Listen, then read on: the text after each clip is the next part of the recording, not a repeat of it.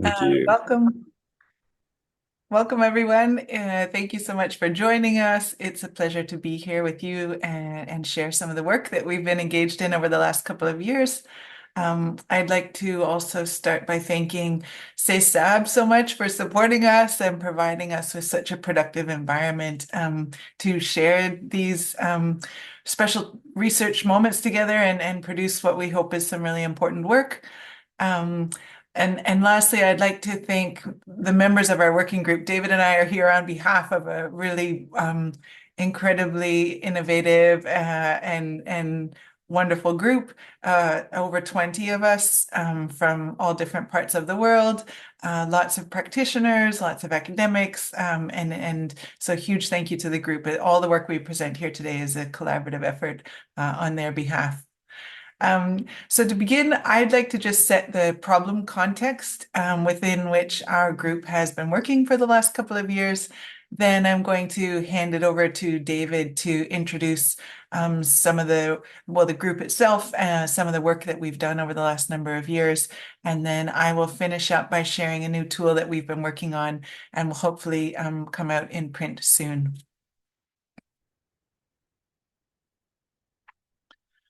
Okay, so we are called Blue Justice because we focus on the ocean. And we start with the point that the ocean is essential for everyone. It feeds us, it protects us from climate change, it supports hundreds of millions of livelihoods around the planet, it supports culture, recreation, aesthetics. David and I both grew up in coastal communities that have shaped who we are. And so whether you're sitting in Paris or New York, the ocean is important for all of us. The challenge is that inequity within ocean spaces is accelerating. We're seeing a lot of corporate concentration of power and of profit. For example, just 5 countries are responsible for 86% of the fishing effort on the high seas. Um, just 10 companies generate almost half of the total ocean revenue. And just one single company is responsible for registering almost half of marine genetic patents. So we see this wealth and power concentrated in a smaller and smaller number of actors. At the same time, many communities, which often include Indigenous people, local communities, women, small-scale fishers, are not recognized, and they're not included in ocean decision-making processes that affect them. And the photo that we're looking at here are members of the Coast Salish Nation in Canada who are protesting against a pipeline proposition that would go directly through their territory that they were not allowed to be included in or reject outright. So they've resorted to protest.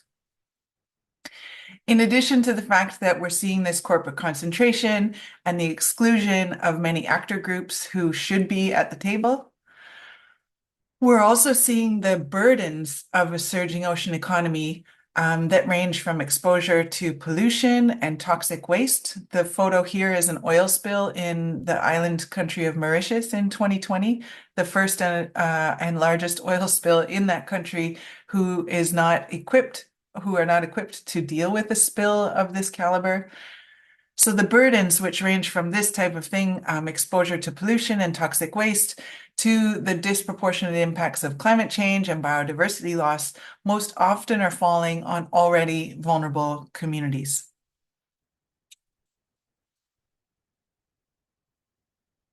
The good news is there are many, many reasons now to advance ocean equity. And what we've found is that different arguments for the benefits of ocean equity resonate with different audiences. So first, the ocean community has a moral obligation to make meaningful action to enable participation and to do no harm to those who are potentially impacted by ocean initiatives. And this can range from any initiative from offshore wind to aquaculture to marine conservation. Secondly, with respect to legal reasons, ocean activities must align with international and national commitments related to human rights. Human rights law necessitates that states and other entities promote, protect, and respect the human rights of all of those people in places where we work in the ocean. Further, from a legal standpoint, the United Nations Declaration on the Rights of Indigenous People states that Indigenous people shall not be forcibly removed from their lands and territories, and they have the right to participate in decision-making about matters which would affect them and their territories.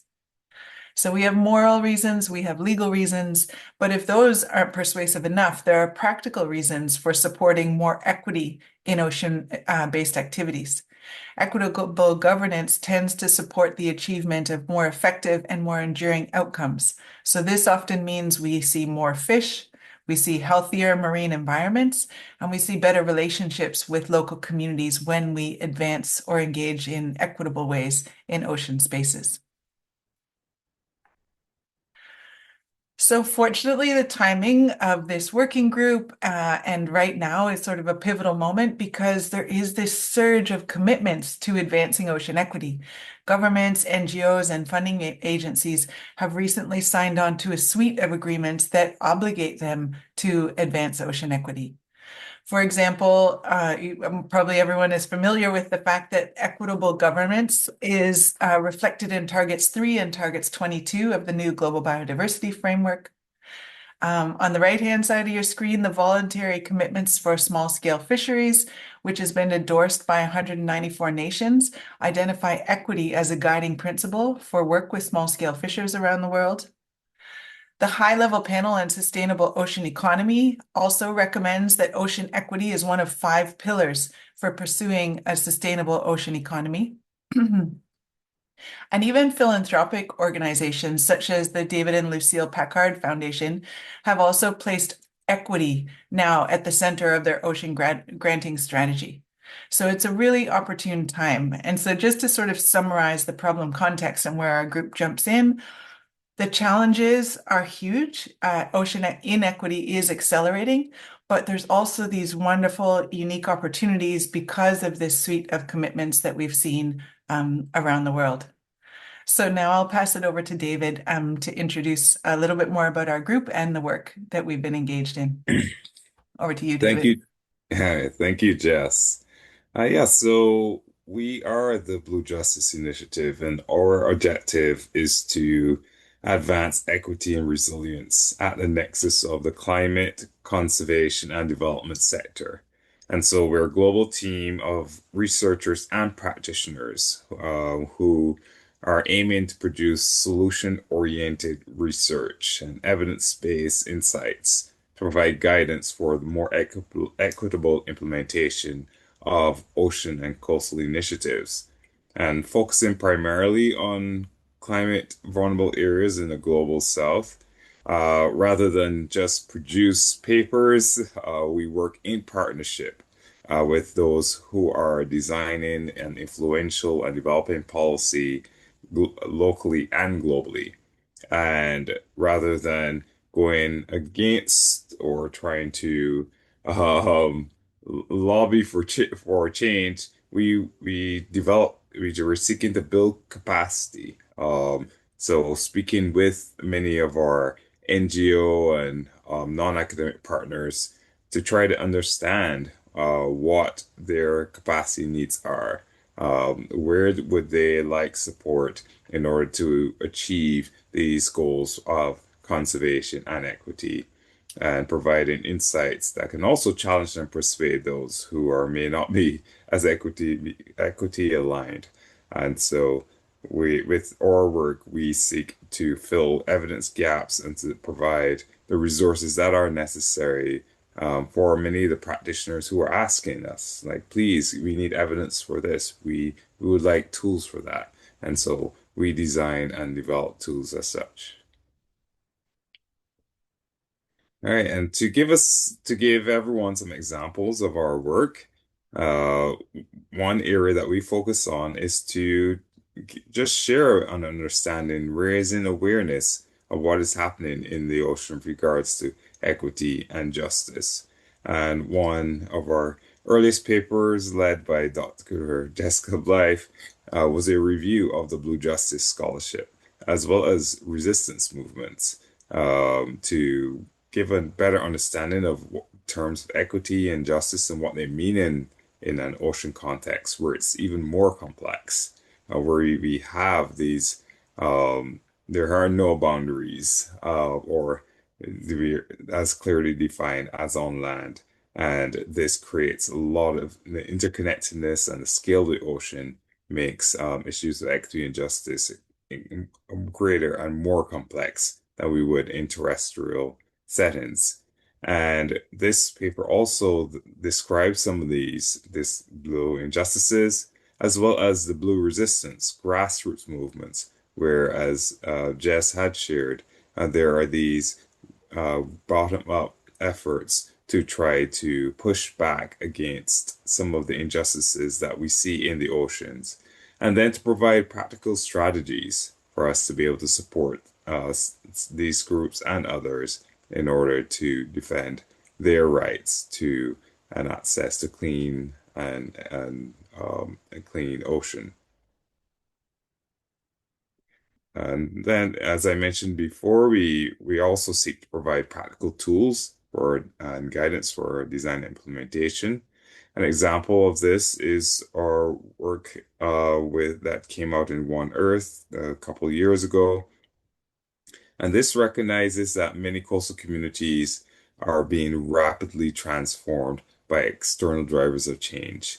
Not only do we have climate change causing huge biodiversity and social impacts, not only do we have huge amounts of investment that is in terms of advancing the blue economy, for aquaculture development, for mineral and oil and gas extraction, for tourism, as countries seek to invest more and more into these coastal areas. These are having impacts on coastal communities. But on top of that, we now have area-based conservation. And there are cases where development projects and climate and conservation have well-meaning intentions, but they have led to increased vulnerability and inequality. We have cases in South Africa where MPAs have have cut off many of fishers from the historic fishing grounds, or where violence and other forms of injustices happen to coastal communities as they try to just survive of resources or development projects, and even climate adaptation programs, which then results in increased harm and justices. And so what we seek to do is provide some strategies for decision makers to be able to prioritize social justice and build general resilience, how to work in partnership with those on the ground, how to engage in participatory systems thinking and systems building approaches to come up with solutions, and to leverage gaps to address the root causes of of environmental degradation, inequality, and climate vulnerability. Another related piece of work to this is a paper that we submitted to one of Nature's journals, and this is recognizing that many of these NGOs, whether it be environmental or development actors that are from other countries, are trying to invest in these areas, often even with good intentions lead to inequitable outcomes. And this many times stems from the fact that there is a limited understanding of the context in which they're working in, and that there are some areas that, because of the existing environmental degradation, the existing poverty or climate vulnerability, that if you implement projects well, they lead to positive outcomes. As many of you may be from an ecology background and know that if you attempt to restore a degraded environment or a depleted population, that there's a greater chance of success. And then on the social side as well, there's great chance to do good with well-designed sustainable development and climate mitigation.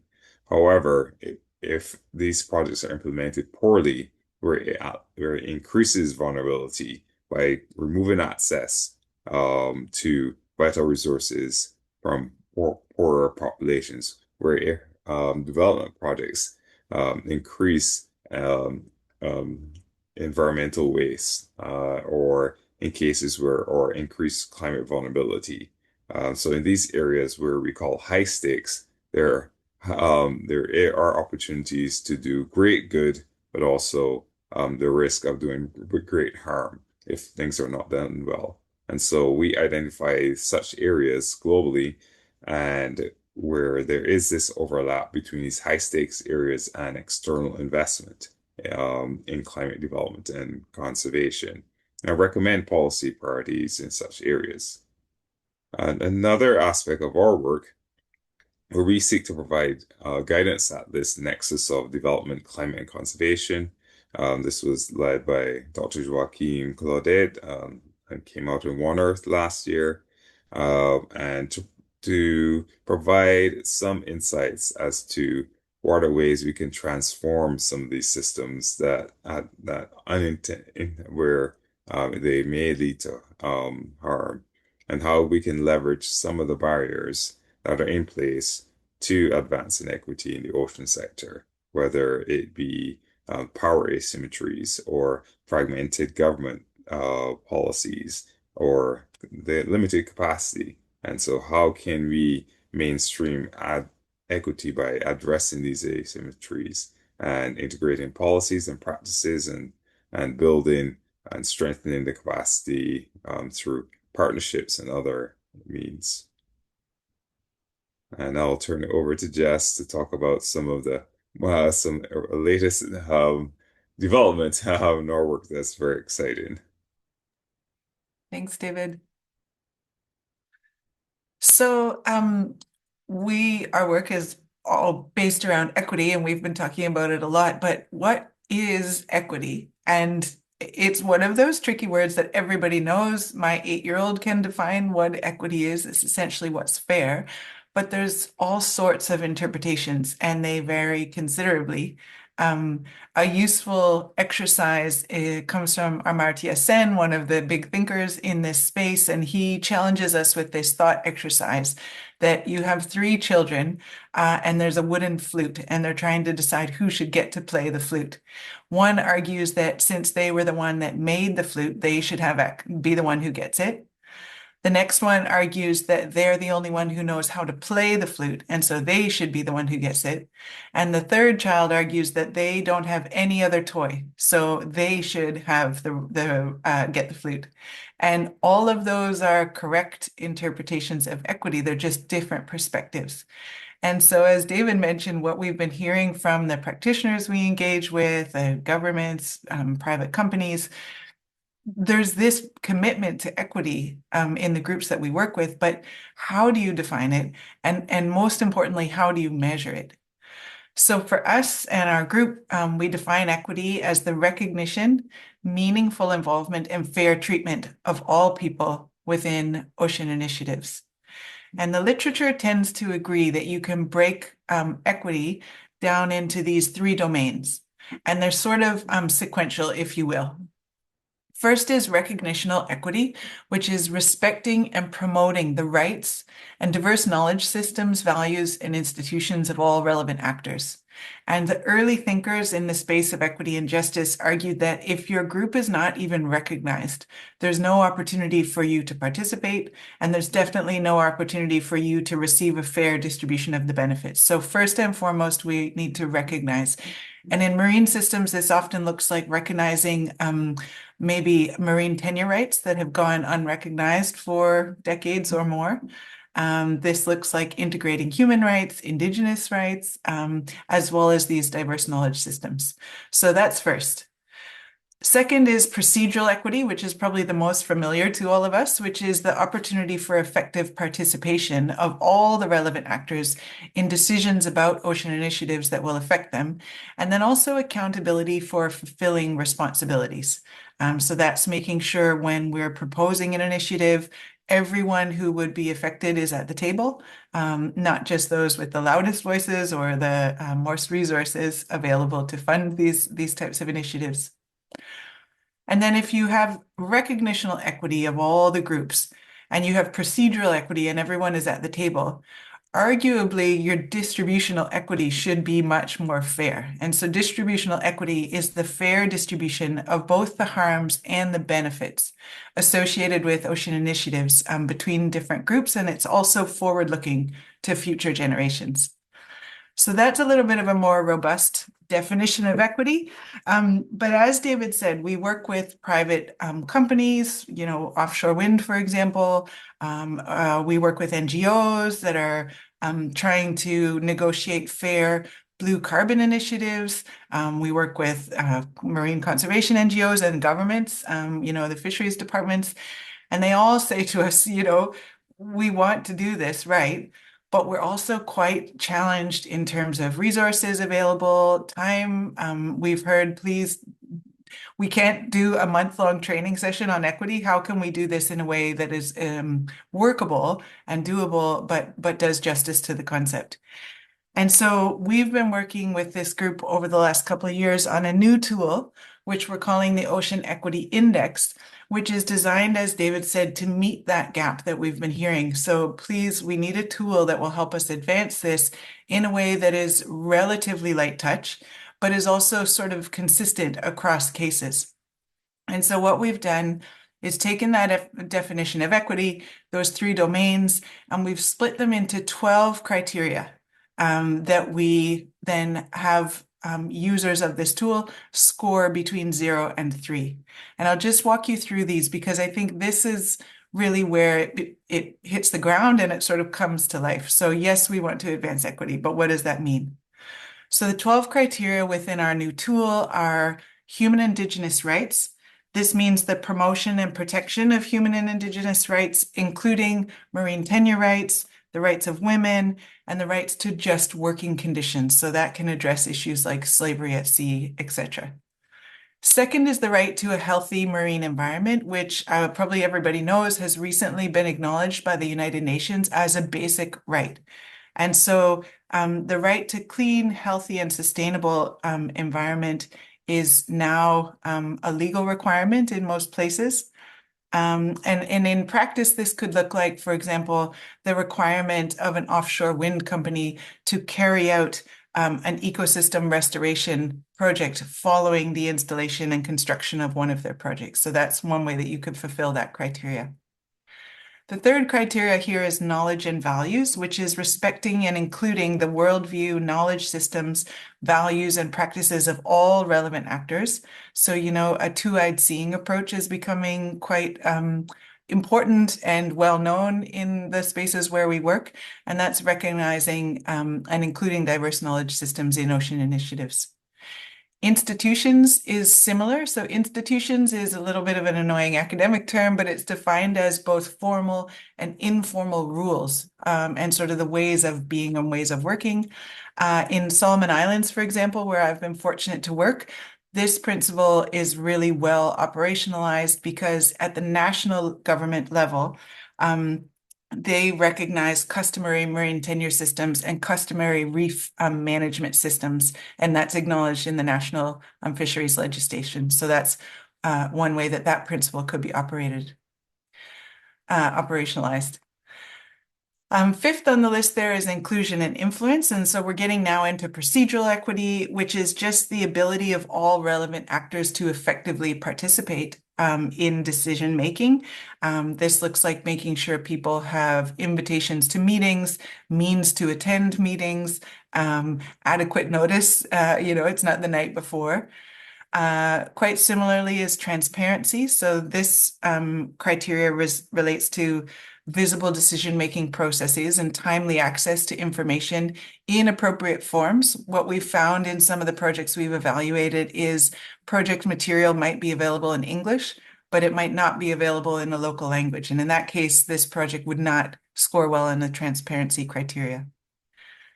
Moving down the list is responsibility, which is a clear, agreed on definition of the responsibility of all different actors, and then mechanisms for holding them to account. If those things are in place, we would consider this criteria to be doing well in terms of equity.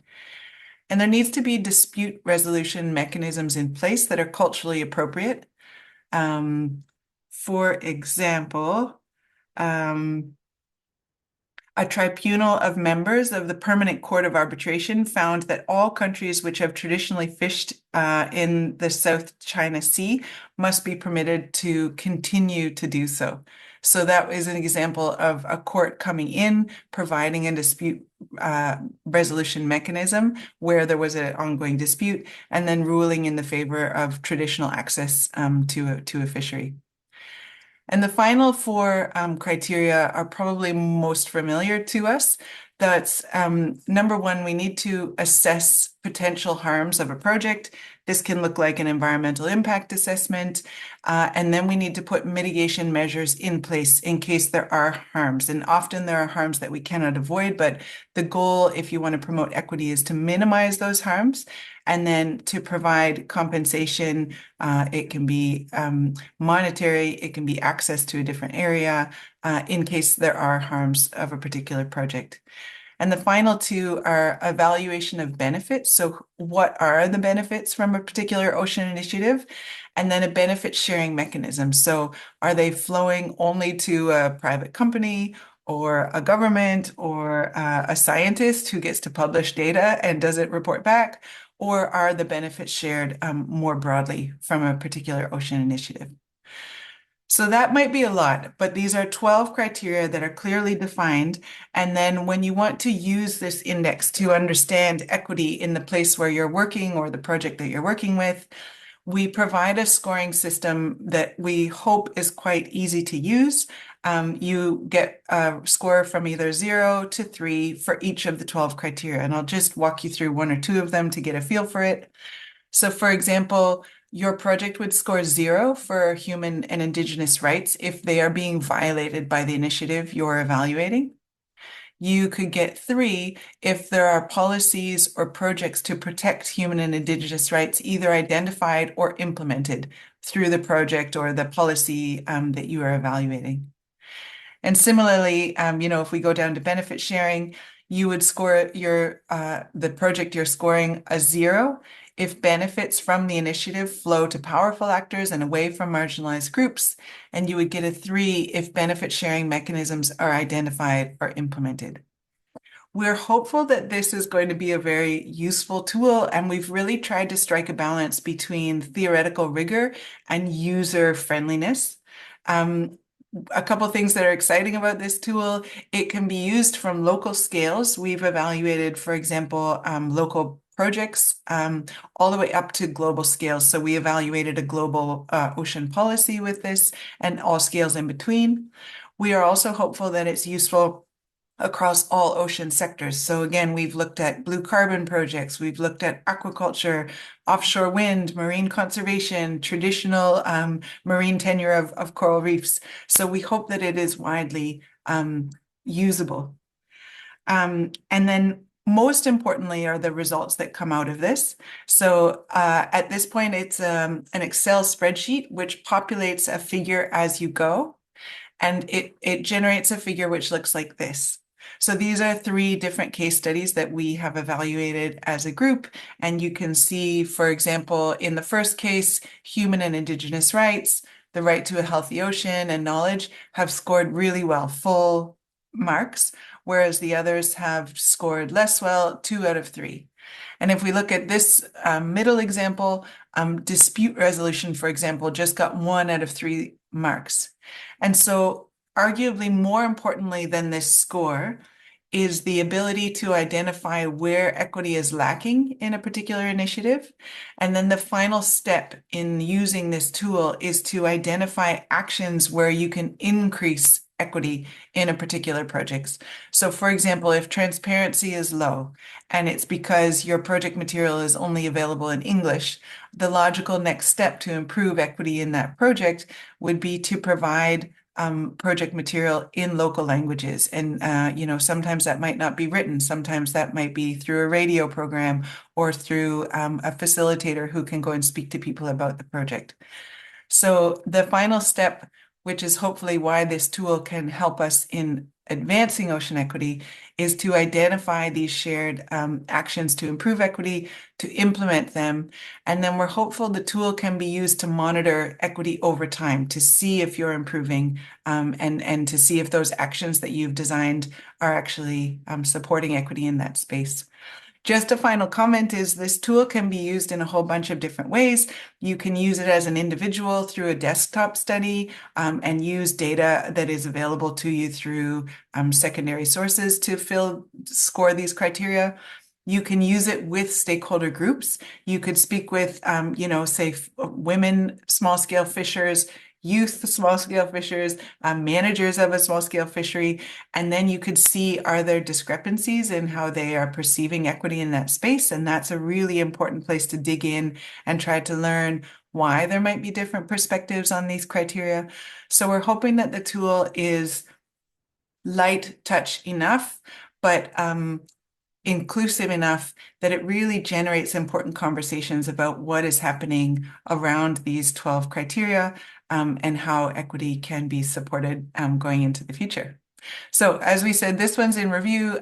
We expect that it'll come out before the end of the year. And if you're working in a space and you'd like to evaluate equity, please feel free to email me. We can share the tool now, or please watch, and it should be published within the next couple of months. We're quite excited about this one.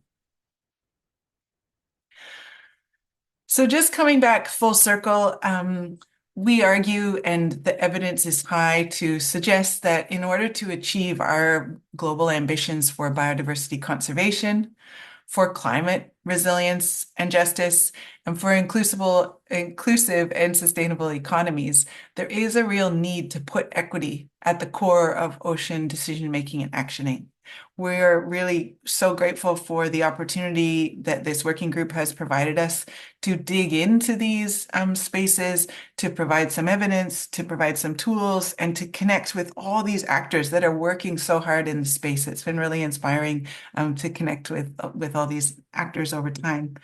And we argue that now is a really pivotal moment. There's commitments that are being made, resources are being allocated in this space. And this is a time where we can advance ocean equity, a time when bold collective action can ensure that the benefits of our oceans are shared more fairly, and that the protection of our ocean is shaped by all, especially by those who are most connected and most dependent on our global oceans. So thank you so much for your time this morning or this afternoon. We're quite pleased to share this on behalf of the group and to take questions from the audience. Thank you. Wow, thank you so much, Jessica and David, for this great talk. So now we have a time for questions and answers. So please, anybody in the audience, if you want to ask a question, please use the tool and raise your hand, and we will distribute the questions. And if you're not able to talk, feel free to write them in the chat, and we'll keep an eye out for them as well and read them for you if necessary. So please don't hesitate. Otherwise, I have a lot of questions actually, so I'm happy to break the ice if people are being shy. So yeah, thank you so much. I was really enthused. Or maybe now Anna has raised her hand. I'm gonna leave it to her and keep my questions for the end. So Anna, if you want to ask your questions, go for it. Yeah, thank you so much. I'm here on behalf of Duke working on a project around advancing equity in coastal restoration. I think I see at least one of my peers here as well. So thank you for the invitation to join. Yeah, my question stems from the ranking with the equity index score and was very curious around your reasoning for why a score 3 is termed identified and or implemented. And yeah, I think my interest stems from why having identified as enough of a criteria to get the top score instead of having a fourth tier that is implemented. So just understanding your framing for that. Yeah, thank you so much. Yeah, thank you, Anna. That is a wonderful question. You could have been a very important member of our working group because we wrestled with that over at least 2 workshops in the Cesab boardroom in Montpellier. And you're absolutely right. So there is a big difference between identifying a principle in, say, a management plan and actually having it fully implemented. The challenge that we grappled with this tool is finding the right balance. And that's where I hope we've landed on a little bit of a sweet spot, where we wanted to make this usable enough that it could be applied quite broadly. We think that there's value in assessing equity in this whole suite of diverse places and cases and looking at how it changes over time with some level of consistency. And so one of the reasons for grouping identified and implemented is it allows you to do the evaluation using secondary data. It's very difficult to evaluate how well something is implemented. We had effectively implemented for a while, and then there was a big debate on what is effective, and effective for David might not be effective for me. And so we landed on one bucket at the top end of our scale, which is both identified or implemented, because of that need to sort of make the tool usable in the most diverse set of cases as possible. But you're absolutely right, and that is something that we should address and can address going forward. It's something maybe we can give like choice to evaluators or allow them to identify here it's implemented versus identified. And we're hopeful too that this is a tool that evolves over time. It's not something static. We're hoping that it is one that improves through use. So I hope that answers your question.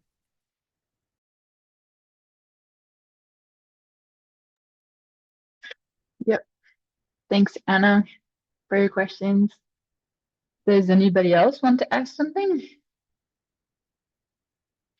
So maybe I'll go for it with somebody in the chat. So Giuliano, who's saying, thanks, Jessica and David, for a super interesting presentation. In your experience, how do you argue with English-speaking founders that this is a needed and fundamental for impact? I try to include budget for translation of outputs and are often met with resistance or skepticism. Hello, nice to see you, and thank you so much for that very frustrating question. I apologize on behalf of the English as first language speakers because I know it oftentimes is budget related, which is driving inequality in a lot of the projects that we work with. So I absolutely agree with you that that is common and extremely frustrating that there wouldn't be budget allocation for translation. We're hopeful that some of the work that we've been doing is supposed to be evidence to point towards how inequitable that is. So when this paper comes out, for example, there's a case study where we identify that as an inequality. And, I don't know how persuasive peer-reviewed science is to funders, but we can do our best. And so that's one place. The other place that we're hopeful going forward is AI is really changing the game in terms of affordability of translation services. So hopefully that is making translation more accessible and less expensive. But I absolutely agree with you that that's a very persistent challenge in most of the places that we work, as in the places where we publish our science. So hopefully some of our work speaks to the inequity of that. But we're happy for ideas because it's a challenge that we're all sort of struggling with in a lot of the places that we work.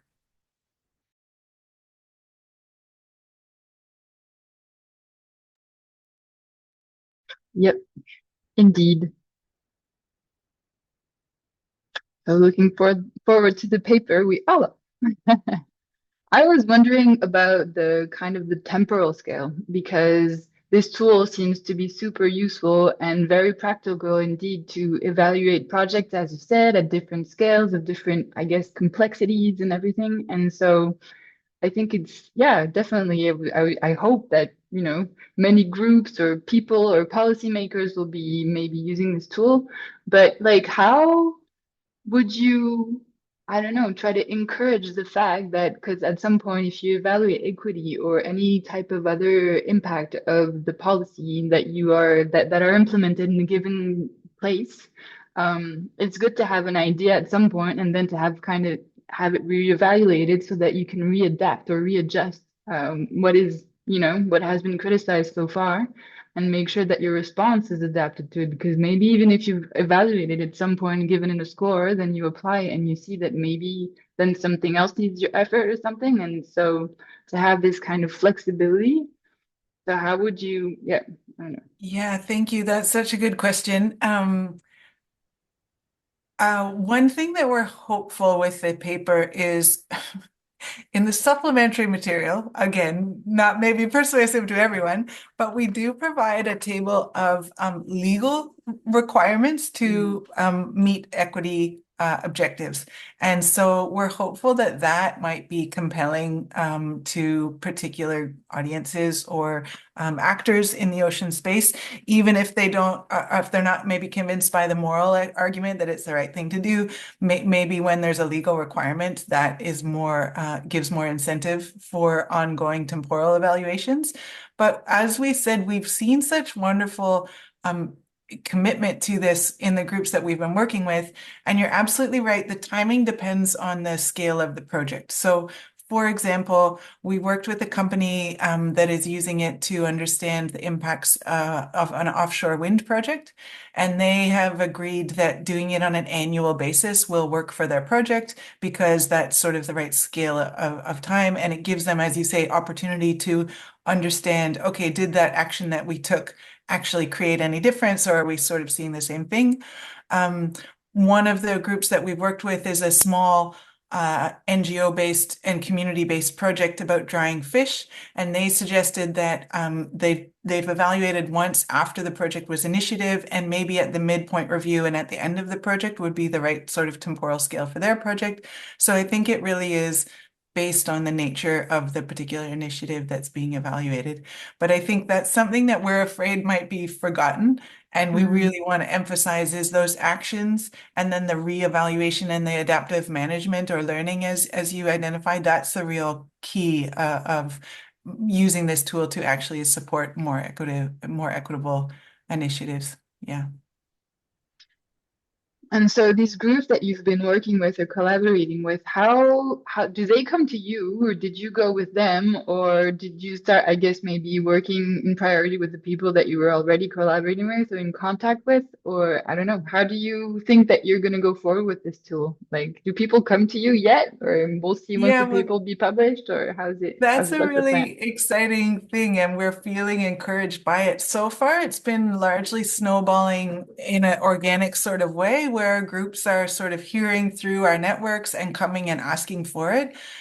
So for now, we have been just not broadcasting it very widely, but we have been receiving requests, and we've got a group that's a list of groups that are waiting for the tool to come out and be published. And so we anticipate once that comes out, it will snowball. And I should say there will be a website which will come online in the next few weeks where people can download the tool for free. So you can work with it offline, in a lot of the community-based context that we work in, you don't have that internet access, and that's totally fine. And that it is free to use in any context. Yeah. David, I'll let you take the next one. I'm sorry for monopolizing. Awesome. Any other questions from people in the audience, maybe?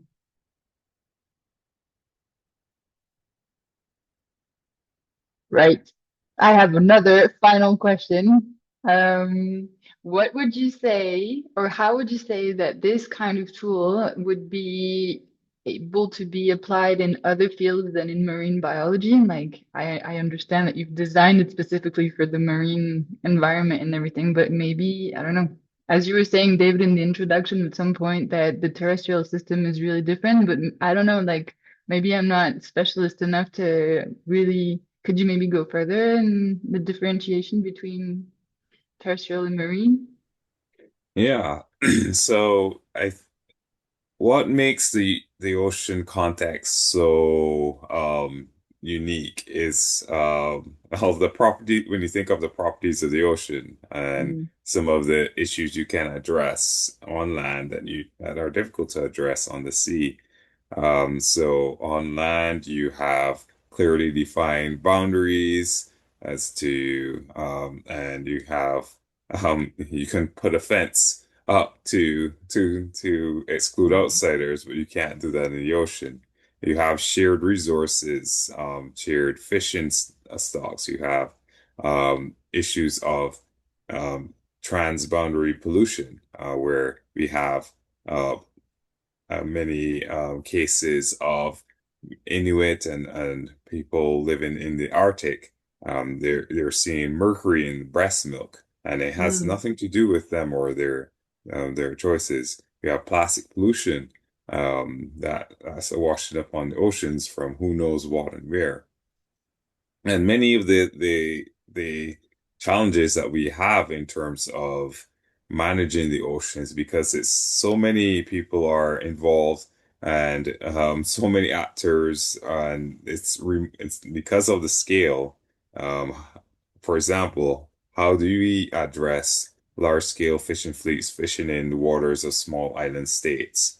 And they do not have the capacity to enforce their rights to their bound they're part of the ocean or 200 kilometers or more away from land and so you have many of these issues and particularly I think one of the biggest one is related to the rights and who owns certain areas of the sea when we get to the high seas where there is this concept that yeah, it's the frontier where it's there for everyone's taking, but that means it's usually for the taking of the more powerful actors. And yeah, and so on. The list goes on. But nonetheless, we did have requests for the Ocean Equity Index to be applied to terrestrial context. We gave a presentation to an NGO, environmental NGO, a few months ago, and they mentioned that yes, we would really love this tool for terrestrial work as well. And I don't see a challenge. I don't see any issues why it cannot be used so. Yeah, okay. But we did develop it specifically to in mind with some of the major harms and injustices that we do see in the ocean. Okay. Awesome. Well, thank you. There was a question from Anna in the chat about, It was about the marine patent. I can't yeah. remember the name of the company, but I've popped the paper in the chat there. It's that wonderful work by Robert Blasiak and his team that looked at how rampant the race to the bottom of the ocean is to patent all the marine genetic organisms. So if you click that link, you'll get the name of the paper, which I would butcher if I tried to remember. Mm, Yeah, scary. thank you for sharing. Have you found that it's a common dynamic as what happens in agriculture and like patenting seeds and corporate control of food systems? Do you see similarities between that and this work? Yeah, David, do you want to speak to that?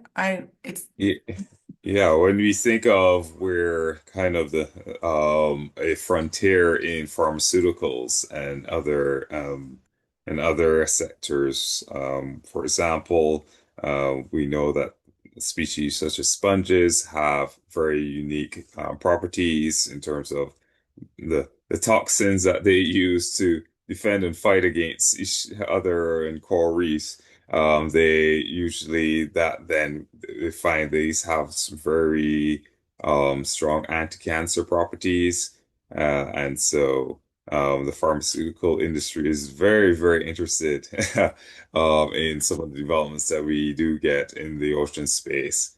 And they've actually then right in trying to keep up with this, which is extremely difficult, where then developing benefit sharing mechanisms so that if you are extracting resources from or are using species that from a particular area, that they also have the rights to it, to some of the revenues and benefits from it. But yes, it is very difficult to enforce, but yeah, the oceans do provide a lot of value in terms of, for example, biopharmaceuticals. And I've just popped in the chat. I'm sorry, it's going through my university's library, so I can fix that DOI. But there's some wonderful work about this corporate control within food systems, corporate concentration, including blue food systems. And Christina Hicks has been writing really great work on it. It's not our area of expertise, but there are other brilliant people tackling that. So that link might work. If not, I can try and find a better one.